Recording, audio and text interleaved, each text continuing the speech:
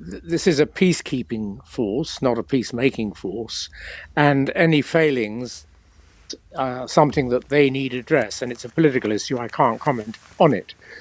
But what needs to be understood is that this is a conflict, not an international armed conflict, because Hezbollah are not a state, they're an organization or a group. But nevertheless, both sides in this conflict, the State of Israel and Hezbollah, are subject to the laws of war.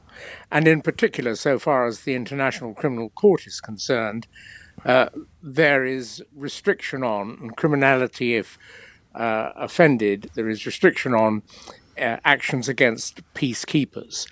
Therefore, what has been done, if it's shown to have been done as alleged by Israel directly against people operating in a peacekeeping way, is potentially unlawful, potentially criminal. And peacekeepers enjoy the same protections as civilians. And you must never attack civilians. And you must do whatever you can to avoid civilians suffering or suffering in a disproportionate way. Therefore, at the moment, it looks as though by direct attack on civilians in the form of peacekeepers, Israel may have broken the law. Its only defense, if these matters are proved, is to say that, yes, but this was a proportionate response by Israel in all the circumstances.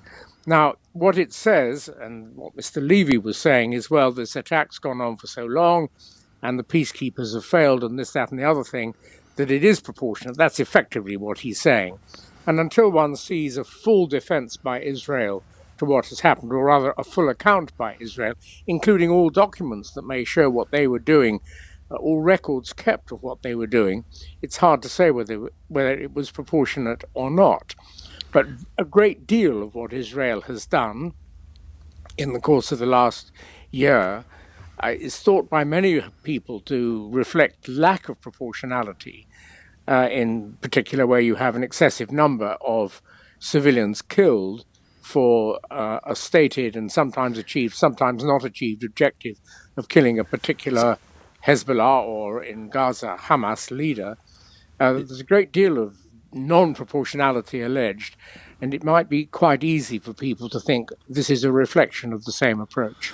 To the distinction you make between peacekeeping and peacemaking, if the construction of tunnels by Hezbollah was going on within the view of these United Nations forces, what should their reaction be?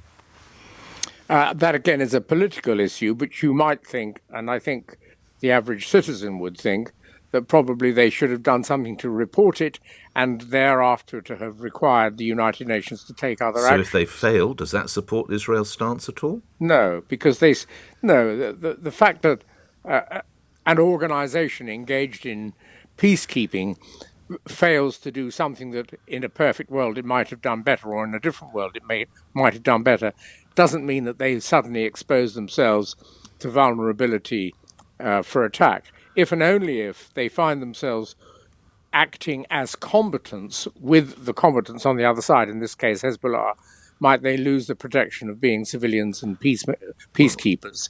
So, no, it doesn't make a difference. So lastly, Israel is expected to allow the UN UNIFIL to, behind their back or in plain sight, Hezbollah to continue to launch missiles and build tunnels. I think you're putting a couple of points together there. One is what they did or didn't do. One is, which goes together with the point of, was it possible for them to do more or so on. If and only if their shortcomings, if any, as may be proved to be, and this is something you must raise with them, are the equivalent to being actively engaged with the warring party, if and only if that happens, are they liable to being treated in any way other than as civilians? And as civilians, they are defended. Can I make this last point? Please do. Yeah, it's fascinating talking to you. Go ahead. We've all seen a tilting of the public view against Israel, slightly surprising. Not all, but a substantial tilting of the public view against Israel.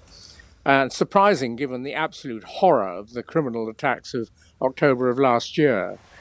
And I think the public, for whatever reason, have been tilting in that direction.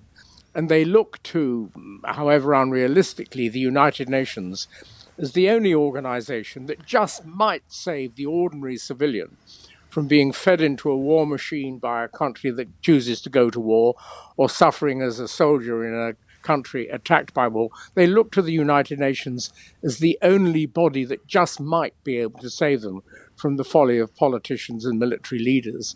And therefore, in the public's mind, what may be an attack on a peacekeeper of the United Nations may be viewed very severely. And politicians will be having that in mind when they reflect that they are in positions of power, not just the politicians of Israel or Lebanon, but all the other politicians who affect and are affected by this conflict.